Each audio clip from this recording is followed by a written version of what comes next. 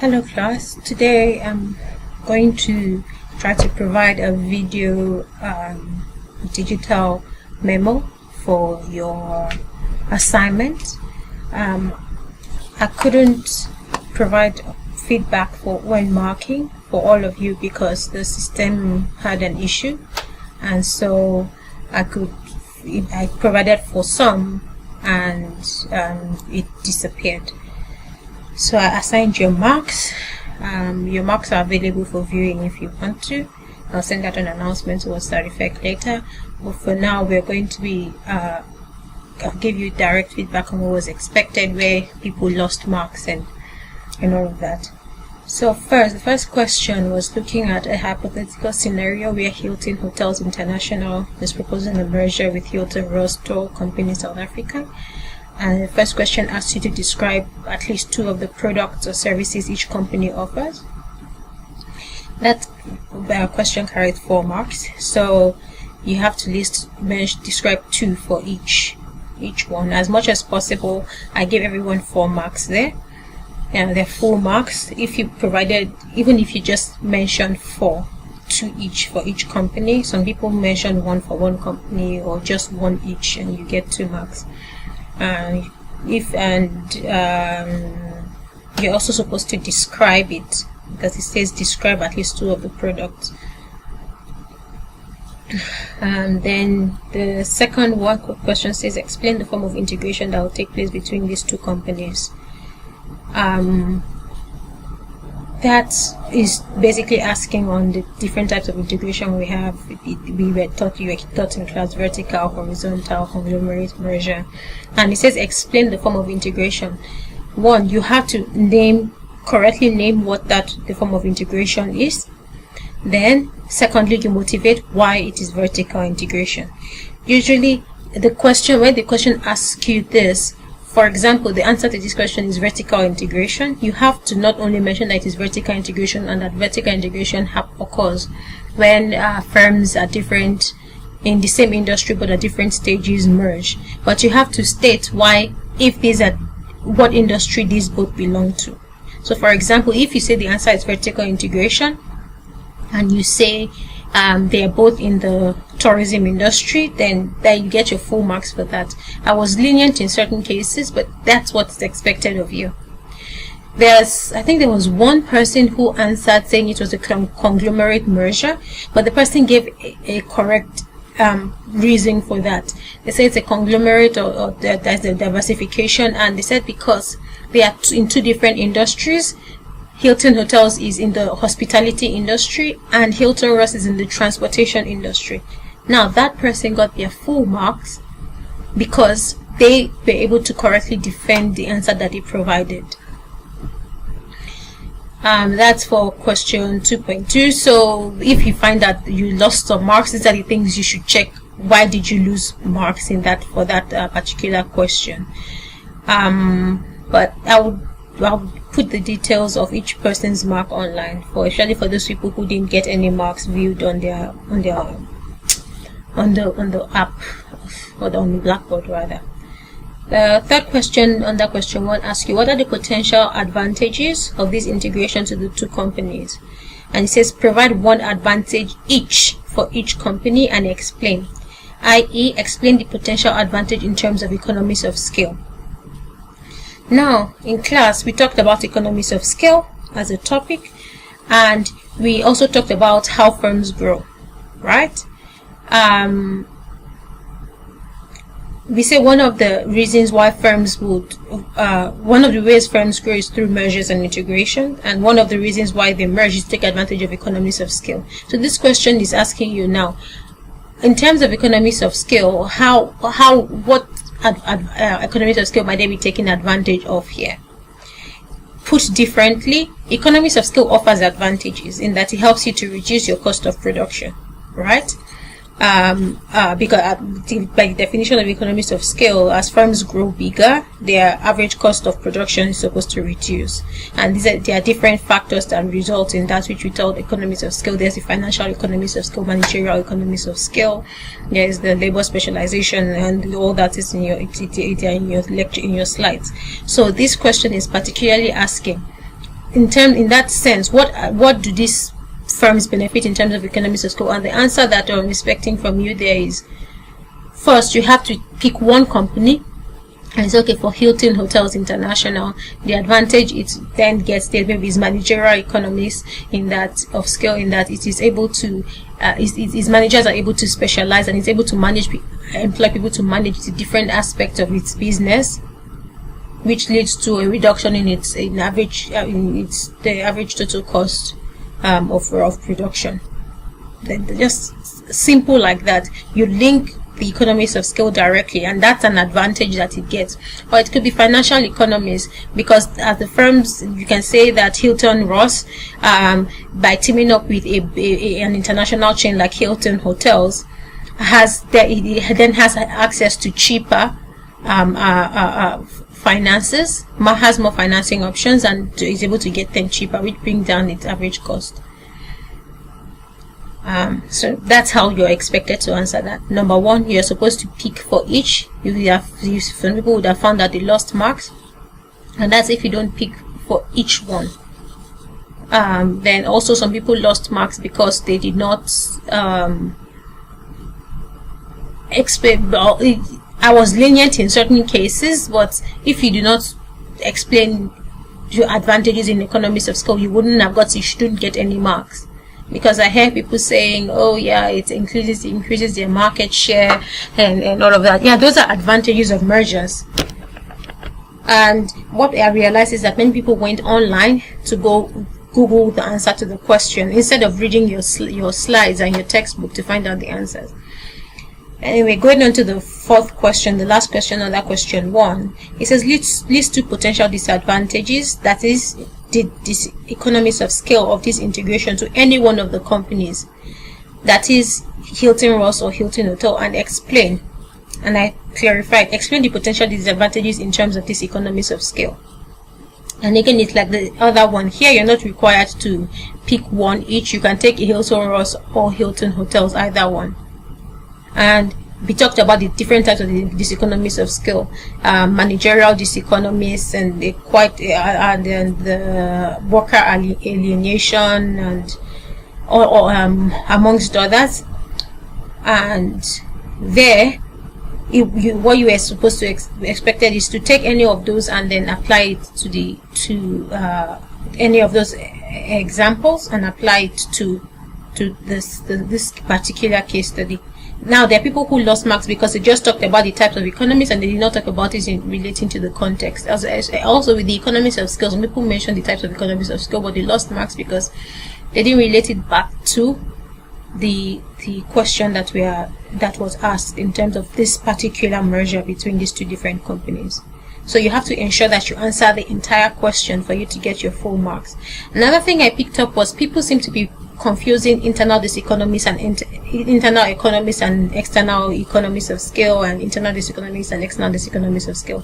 Those are just broad categorizations of economies of scale, where internal talks about factors that has to do with the firm's growth itself, and external talks about what happens in the external environment, the growth of the industry in which the firm operates in. The firm doesn't have to grow. And I think I gave a few people some marks for making reference to certain external economies of scale, but here these firms are merging. The only thing that actually applies to them is internal economies of scale, if you're to analyze it critically. Because the other option of external economies of scale is because of the industry getting larger. That's one thing you have to understand. You feel free to post your questions I'm going to put this on YouTube, so while you're watching this on YouTube, feel free to post questions underneath and your colleagues can also answer. Now we'll go to question 2.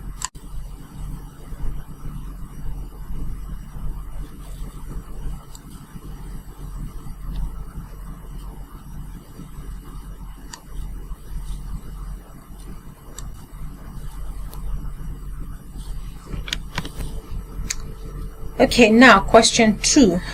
Question is, in a hypothetical scenario, Pick and Pay South Africa and the ShopRite Group South Africa are proposing a merger. This is similar to the first question in that we're looking at firms growing by a merger. And then the question says, first question, how will the market structure and pricing in the retail industry be affected by this merger? Explain in terms of degree of competition, firms' control over price, and consumer sovereignty. Immediately what comes to mind, because I highlighted there the market structure and the pricing, what comes to your mind is what is going on. The question has to do with market structures. And when we talked about market structures in class, we talked about the monopolistic competition, oligopoly, and perfect competition. So this question is testing your understanding of the different market structures. Now, there was mark allocated to whether or not you mentioned what type of industry that these firms are, and if you correctly identify that market structure. The market structure for the retail industry, which we discussed in class as well, is an oligopoly. The retail industry in South Africa. First, I pointed out what industry it is to you, that's the retail industry. Secondly, we talked about it in class, and I said because in a monopolistic competition, in an oligopoly, you have a few large firms, and we mentioned how many firms do you have in the retail industry. You have Pick and Pay, you have ShopRite, you have Checkers, which is also owned by ShopRite, there's Spar. There are quite a number of them. You can actually count all of them. Some people say monopolistic competition, but in monopolistic competition there is a large number of buyers and sellers. If you say monopolistic competition, how do you defend that? If you say it's perfect, some people say perfect competition. If it's perfect competition, how do you defend that? It shows that you don't understand the characteristics of each of these market structures, which is what that question is testing. And then I told you to explain it. I gave you specific details, what I want to see. Degree of competition, control over price, consumer sovereignty. Some people lost marks because they probably talked about the degree of competition. I was very lenient in marking this section, but people lost significant amount of marks because some people talked about degree of competition, but they didn't talk about control over price, or they talked about consumer sovereignty, they didn't talk about the others. You have to answer all three questions for you to be able to get your full marks, all three sections. Now, in this case, the degree of competition is, because it's an oligopoly, if these two firms merge, they reduce the degree of competition in the market, because certain people correctly answered. They reduce the degree of competition in the market because now these are two large firms coming together. They're taking up a bigger share of the market. Then in their control over price, because now they are a much bigger firm, they have more monopoly power. Because they have increased the level of imperfections in the market, they have more monopoly power, so they have a greater control over the pricing of goods in the market. And then in terms of consumer sovereignty, one of our arguments against monopoly, which is the extreme on the market structures, is that it doesn't allow, it reduces more consumer sovereignty. And when we talk of consumer sovereignty, it is the refers to, in layman terms, consumers being able to determine what they want and buy at a fair price. In a perfect market, there's consumer sovereignty because firms are competing based on price, and according to the assumptions of the perfect competition, goods are produced when there's a demand for it, which is when we talked about the difference between perfect competition and state or perfect market and state planning. We were talking about consumer sovereignty as well. That's where I think that was the topic where we discussed consumer sovereignty. So the nature of this course is the way we do it in class, where we link everything together. I laid the foundation, but you have to understand each of the concepts to be able to link them together. And for market structures and pricing, these are things that we under market structure, these are the things we discussed under the different ones. The second question there is saying, should the government allow this measure? Again, I was very lenient here. I just needed to see two arguments for why the government should or should not. And there are people who decided to take one argument for why the government should and one argument for why the government should not. Such people got their full marks. So that's pretty straightforward. Some people talked about it in terms of how it reduces consumer sovereignty. Some people talked about it in terms of how it could lead to collusion in the market. Now, people, you get your marks for that, but what the question is asking, or what the question wants to find out, is your ability to think and relate the question to the context and what we have talked about in class.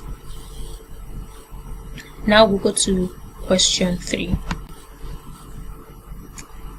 Question 3 asks, is gambling a merit or demerit good? Explain by describing the difference between merit and demerit goods. In marking this, again, I was very lenient. The first question asks, is gambling a merit or demerit good? You have to answer that. If you don't answer that, you definitely lose marks. Yes, it is a merit good, or no, yes, it's the demerit good, or no, it is not.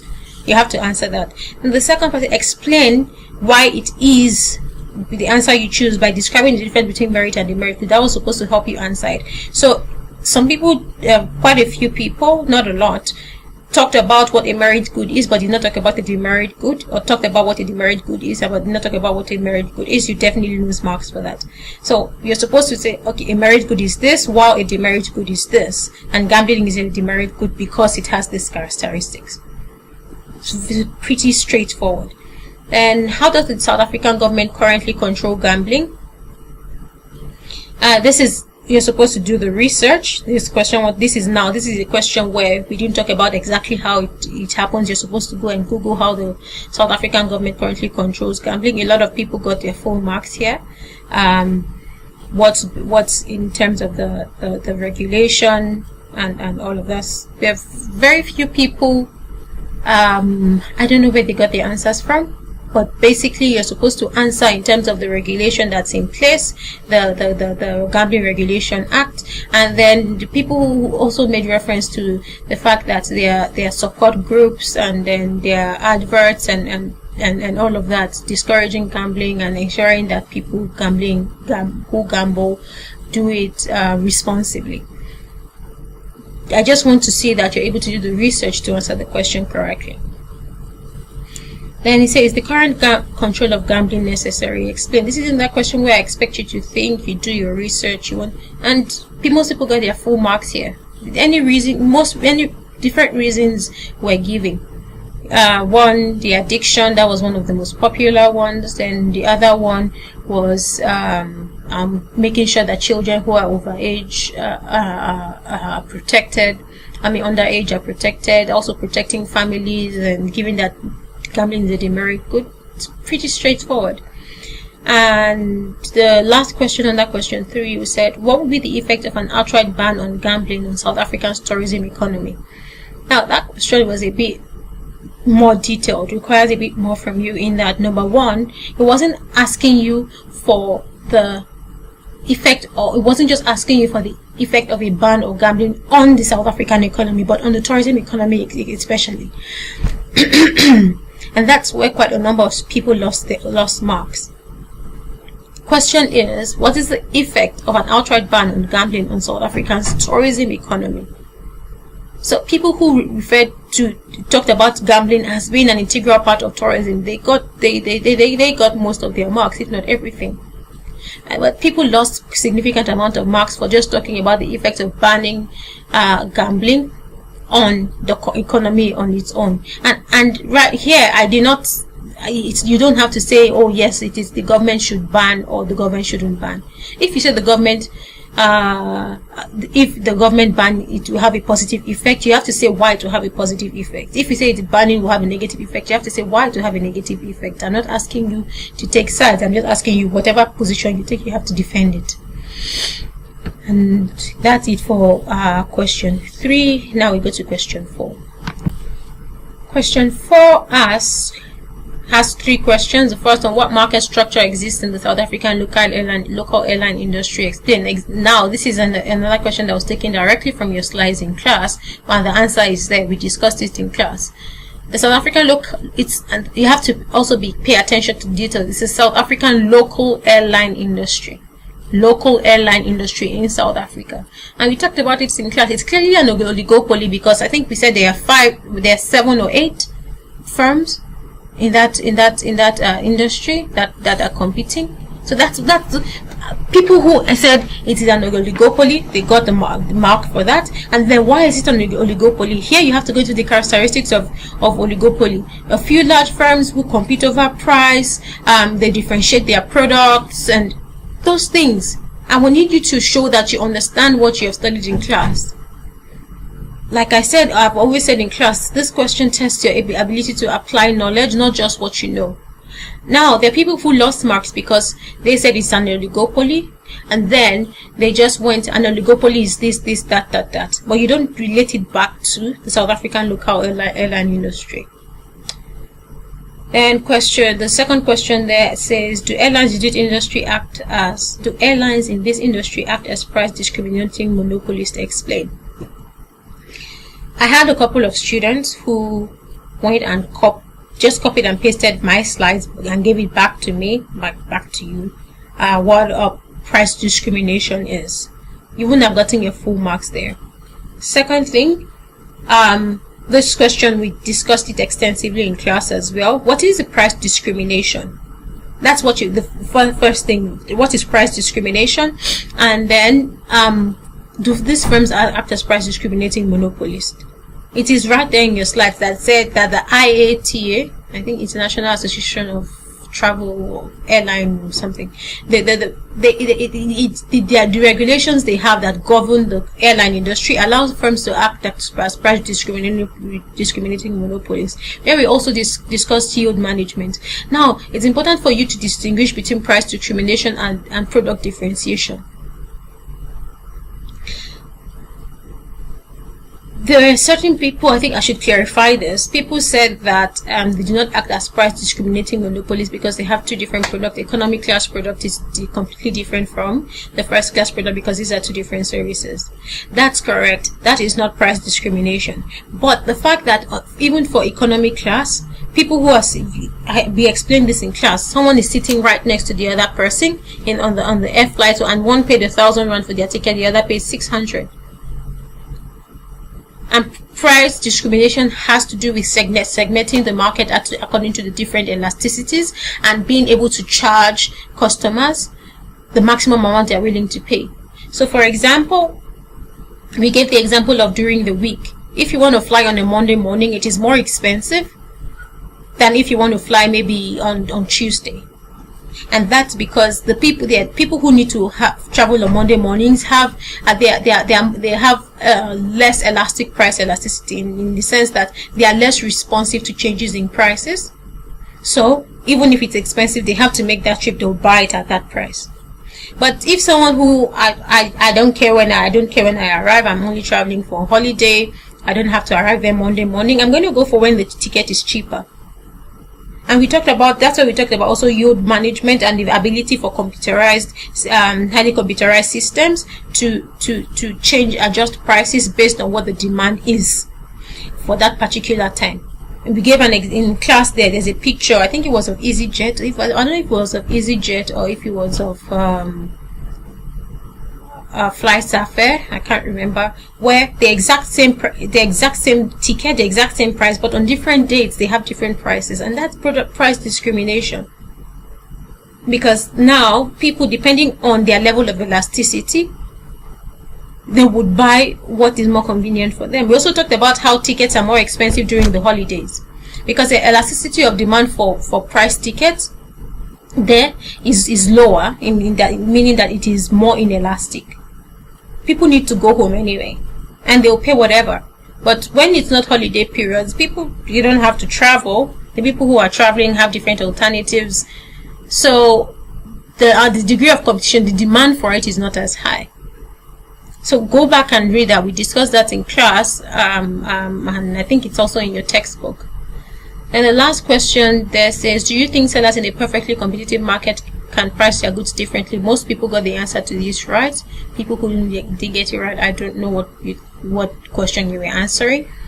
But it's basically talking about market structures as well. The perfectly competitive market, we say that firms are price takers, so they can price their goods differently because they face a perfectly elastic firm demand curve.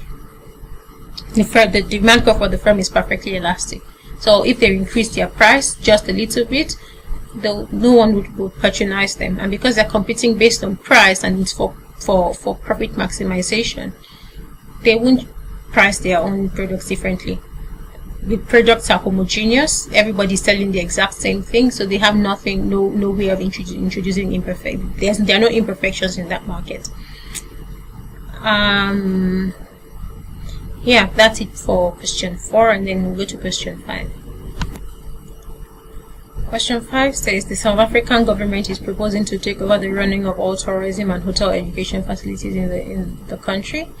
Answer the following questions. A. Discuss 2 pros and 2 cons of public ownership of tourism education facilities in South Africa. Explain these in terms of the benefits and challenges of market intervention. This is the question is there. It was supposed to be tricky, but I included the next part that says explain this in terms of the benefits and challenges of market intervention. We had a couple of classes talking about market intervention, so all you had to do is go back to those notes, go back to the textbook and look at that. And under it we talked about different pros and different cons of market intervention in that sense. So first one, in terms of the pros of public ownership, there's a section of that, it's directly in your slides. We have the provision of goods with positive externalities, equity, economies of scale, rationalization, avoidance of competitive cost. Most people got this wrong. Just go back to the section in your notes that talk about the pros of public ownership. Then in terms of the cons, we talked about inefficiency and poor work culture, the loss of consumer sovereignty, side effects of subsidies and taxes, equity as well. And equity comes on in the 2 places, but they are explained differently. These things are in your slides, in your notes. Quite a number of your colleagues got it, of you guys got it right. So the answer is right there in your slides. Thinking about how it applies here. Now that's in terms of the answer. Then how you answer it. Quite a number of people lost marks because they talked about the pros and the cons of market intervention in terms of public ownership, but they didn't discuss it in terms of the question that was asked, taking over tourism and hotel education facilities in the country. So for example, let's say you say one of the advantages or the pros of public ownership is rationalization, where government ownership makes the processes or makes products uniform. In applying it to this question, your answer will be saying government ownership of tourism education resources makes the process of teaching and learning for tourism and hotel education uniform, thereby reducing the waste from extras used to boost competitiveness in the market. You take what is in the class on rationalization and you apply it to this context. Or for example, if you say avoidance of competitive cost. Competitive costs such as advertising, which is currently employed in the tourism education space, can be eliminated, thereby leading to increased savings for the entire economy. I'll apply it directly to the question that you have been asked to get your full marks. What else? Then on the side of the cons of public ownership, inefficiency and poor work culture, for example. There's actually a section, it's in your textbook and it's in the slide. I didn't go into details in the slide on the cons of public ownership. And one of them, inefficiency and poor work structure. This criticism is that public ownership lacks the incentives of public maximization, which leads to waste and poor management, as opposed to the profit motive, which engenders organizational culture of efficiency and customer services in the free market. Then you have to link it back to the question. In the case of tourism education, such inefficiencies and poor culture would jeopardize the quality of tourism graduates, with significant implications for the larger tourism industry. Bring it back. I need you to think. Bring it back to the question that you've been asked to get your full marks.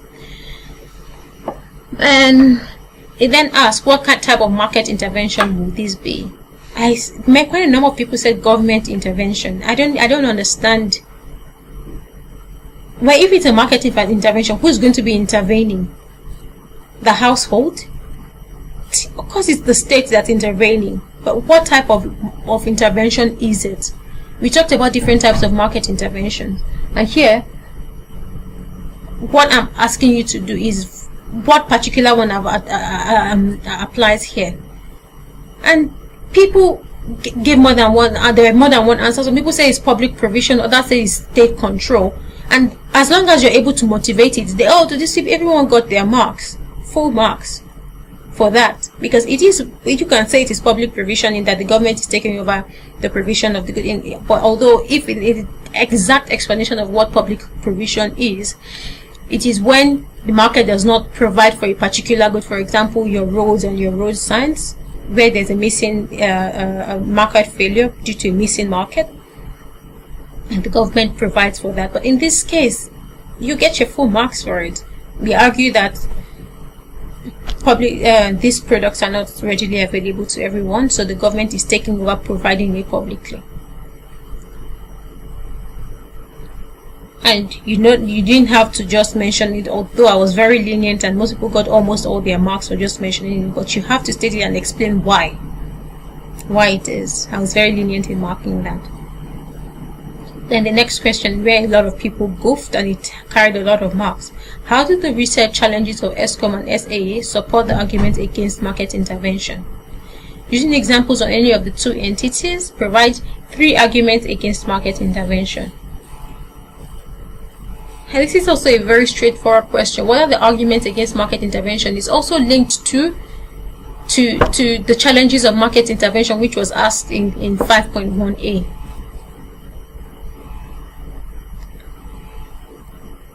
Some people got their full 15 marks.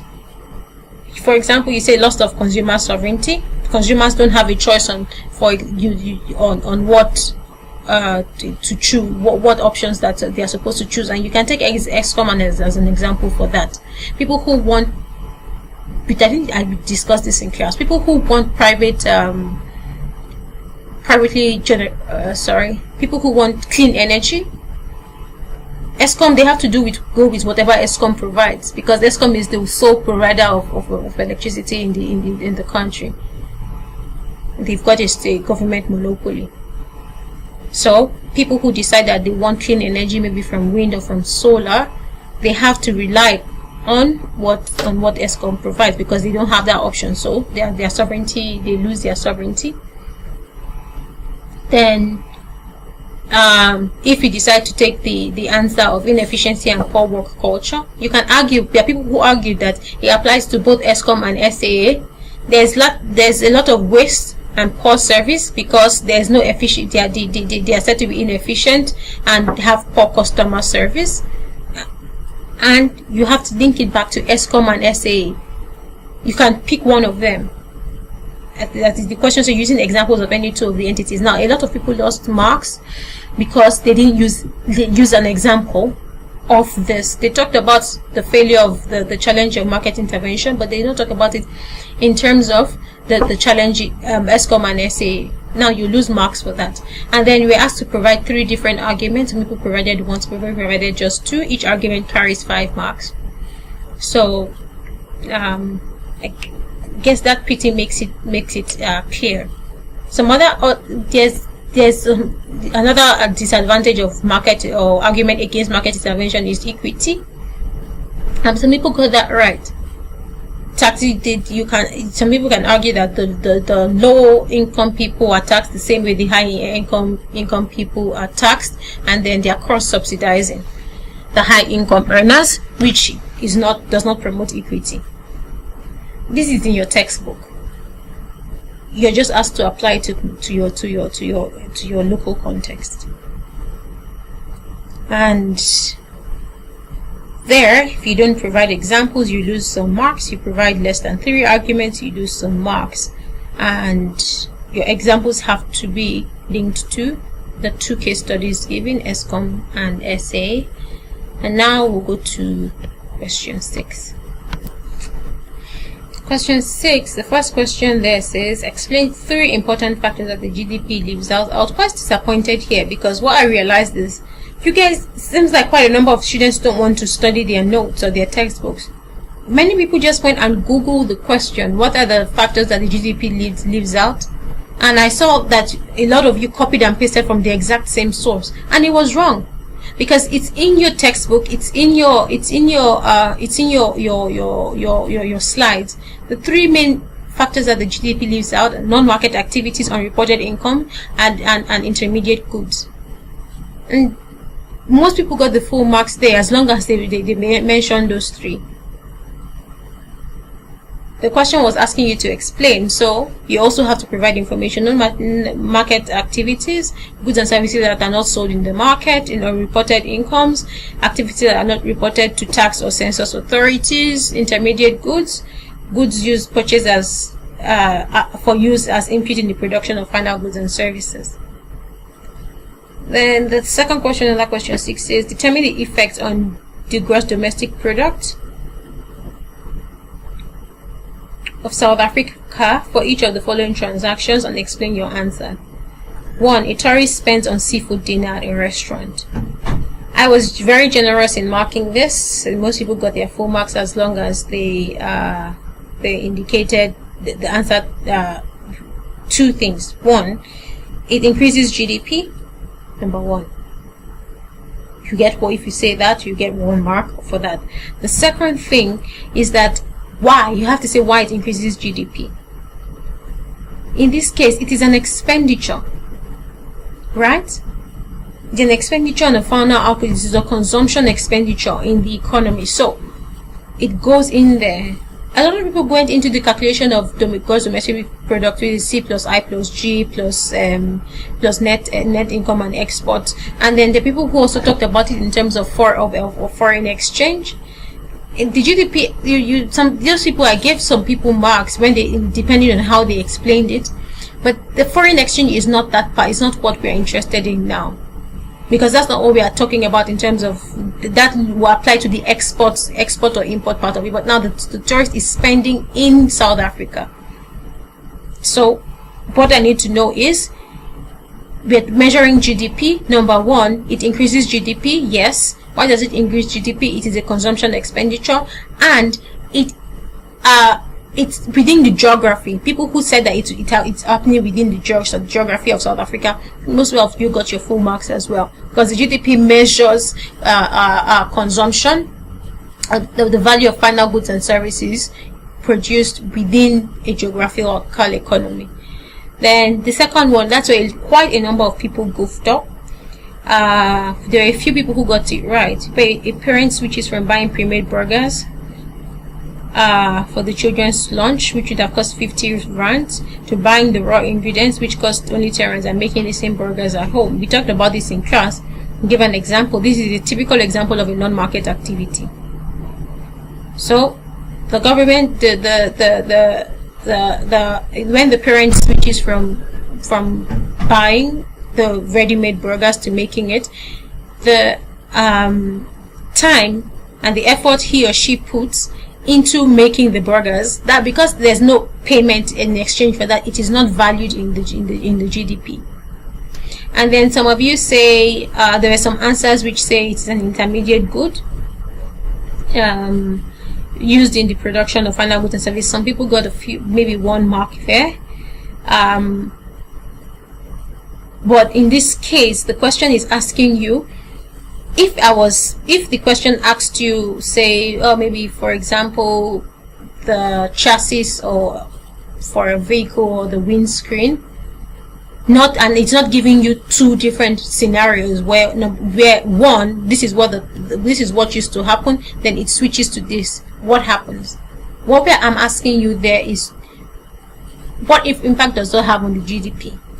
And people who say it reduces the GDP or it decreases the GDP, you got at least 1 mark. Everyone who said that got at least 1 mark there. Sorry about that. Everyone who said it reduces the GDP got 1 mark, and then the reason for it reducing the GDP is because now the parent,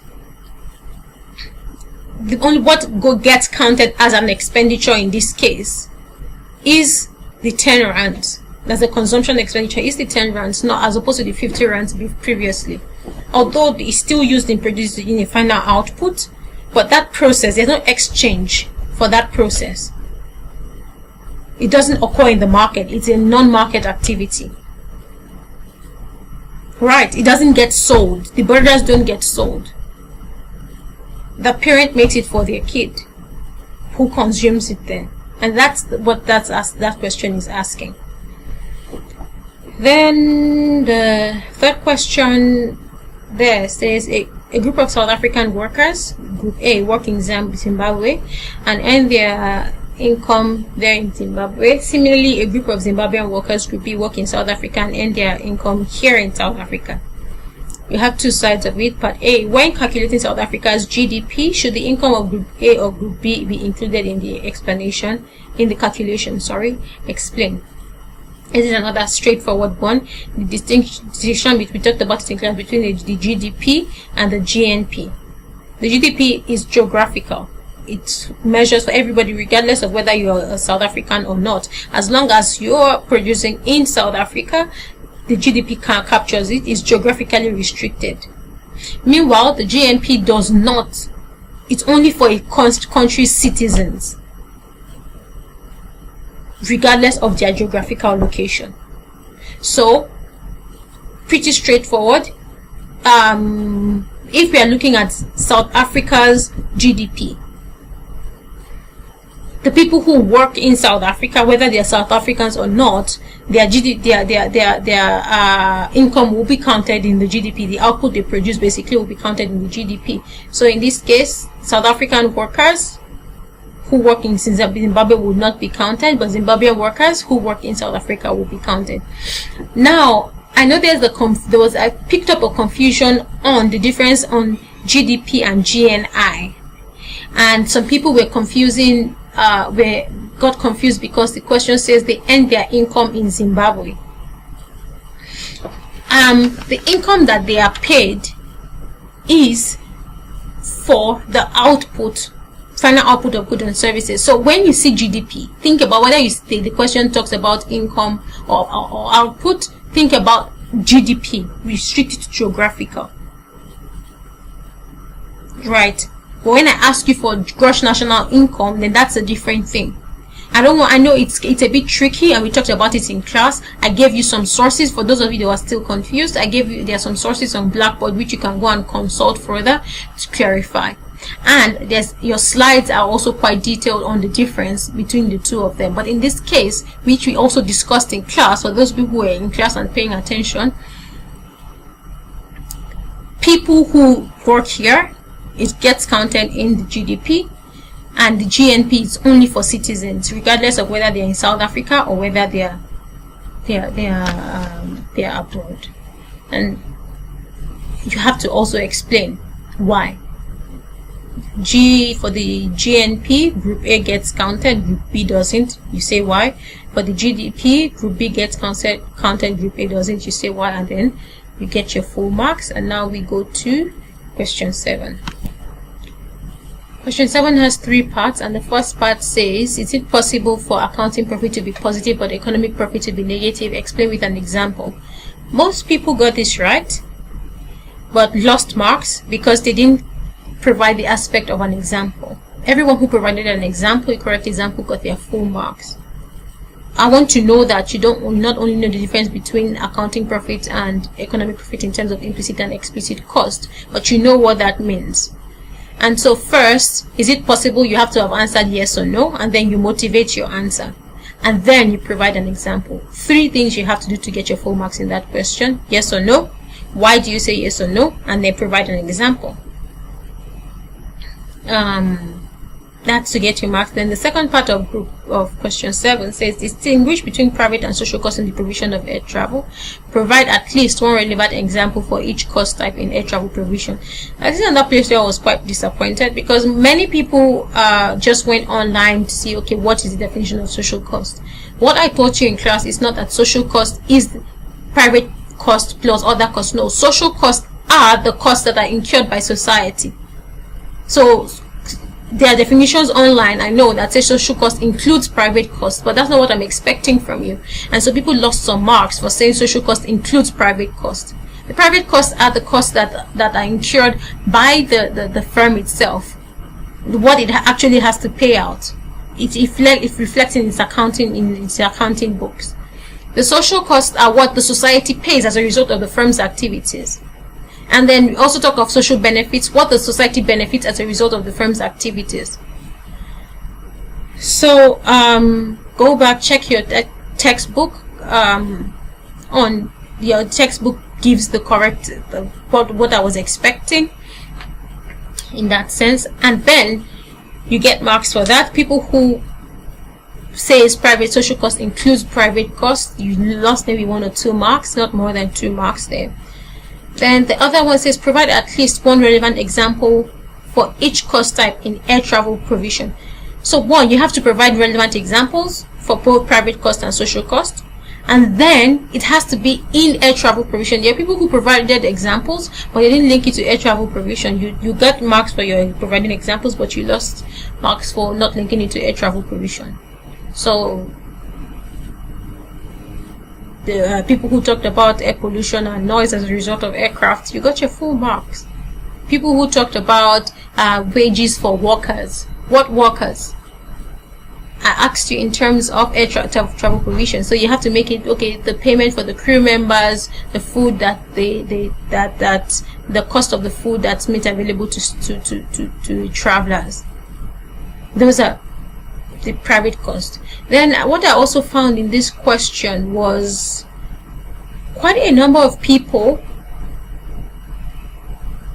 were looking at it in terms of private costs. I think that's also from Googling and not looking at the context and the question that you asked.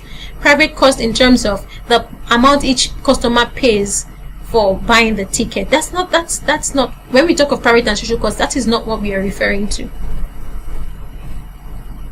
Again, study the materials that have been made available to you. So marks for distinguishing between private and social cost, how it applies to air travel, and providing examples particular to air travel provision, will get you your full marks. In the last part, the third part of question 7 says, should a profit maximizing firm continue to operate, shut down, or exit the market if the current market price is so low that its total revenue is unable to cover its total variable cost in the short run?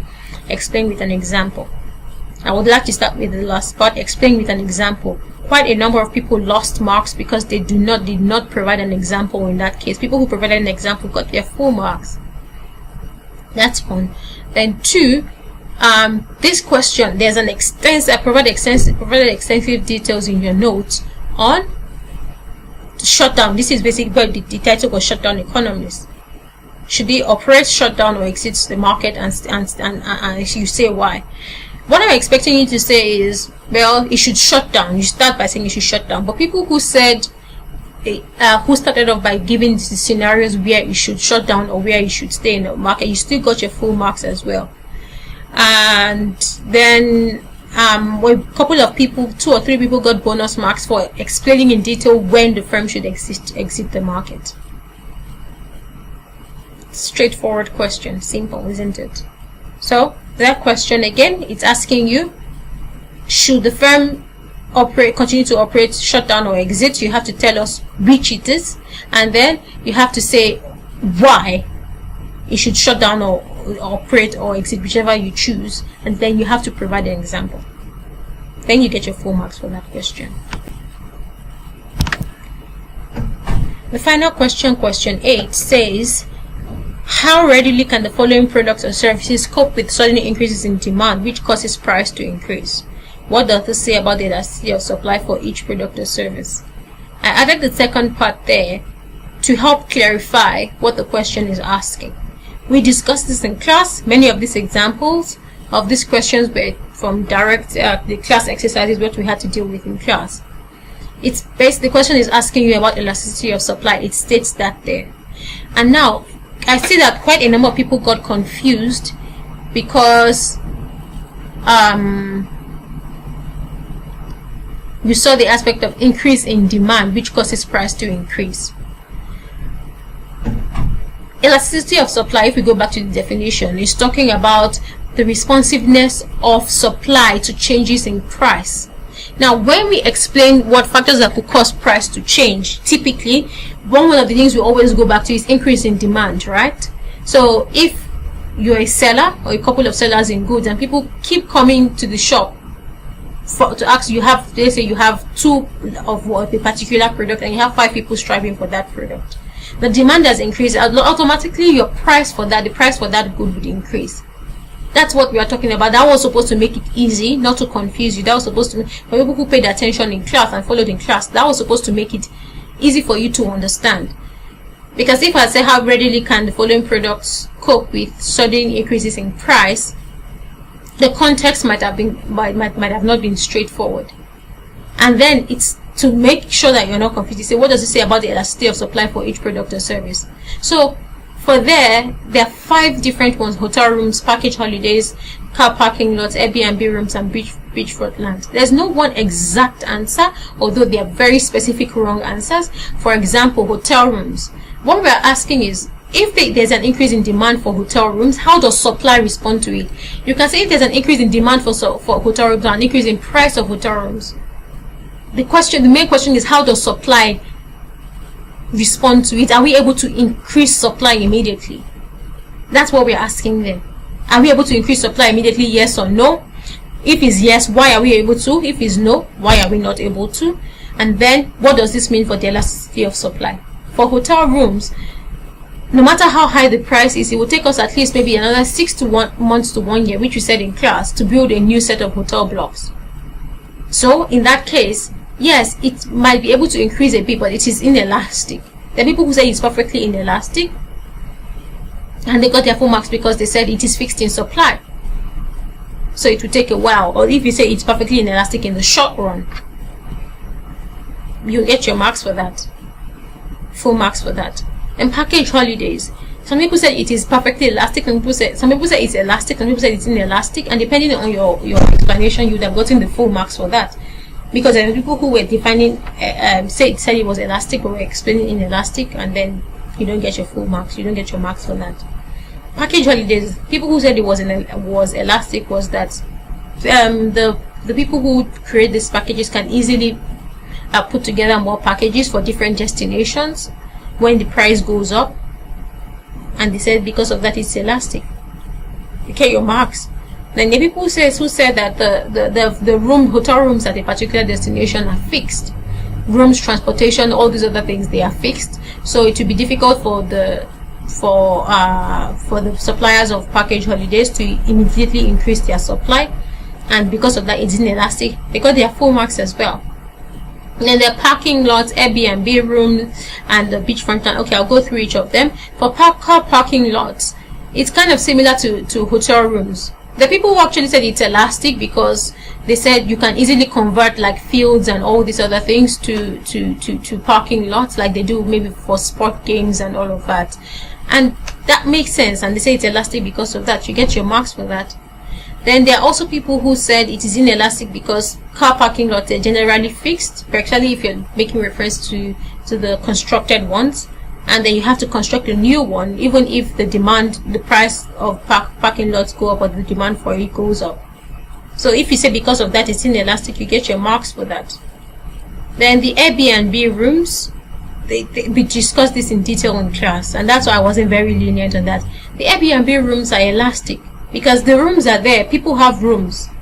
In fact, we can say rooms are unlimited in supply, because all people have to do is to move out of their rooms. People sleep, we talked about it, people sleep in their cars.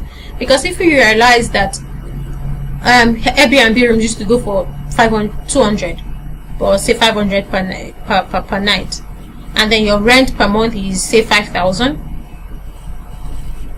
and then you think about it, okay, if I'm paying 200 per night, if someone is taking it for 200 per night, in a week I will only make 1,400, and then in a whole month I may not even make up to 5,000, depending on how many days that it's full. There's no point in me making my room available. But if the price goes up to 1,000 rands per night, many people would sleep in their cars. I gave you an example of people who sleep in their cars, because you pay 5,000 for in a week. You rent out your Airbnb room or you sleep in your car. You pay 7,000. You get 7,000. You've covered your rent immediately and you have more money. So for Airbnb rooms is a lot more flexible than with hotel rooms that need to be constructed. Then beachfront land, we discussed it, is perfectly inelastic. Unless if you say it is inelastic, and then although I didn't see anything, you tell me about it in scenarios where people reclaim land from the sea, then I can say that, but that's expensive, that takes time, that takes years. But it is perfectly inelastic because beachfront land is usually fixed in supply. You can't increase the amount of beachfront land available, except of course through this advanced technology of reclaiming of land. So each of those carried 3 marks, and if you answered everything correctly, you get your 15 marks. Then 8.2 is the price elasticity of supply, usually larger in the short run or in the long run. This was discussed in classes, in your notes as well. The simple answer is, most people got the marks for this actually, so I'm not really worried. But the simple answer is that price elasticity of supply is larger in the long run, and the reason is because main reason is that firms are able to vary their factors of production. In the long run, all factors of production are variable. We talked about this when we talked about fixed versus variable factors of production. Firms are able to vary their factors of production, they're able to vary their factory size. So in the long run, price elasticity of supply in particular is larger in the long run. And that's 10 marks. As you can see, the answers to this are pretty straightforward. And if you have answered, provided the relevant answers, you would have gotten your full marks. For those who have questions, you can post them under this, and I'll try my best to get back to you as soon as I can.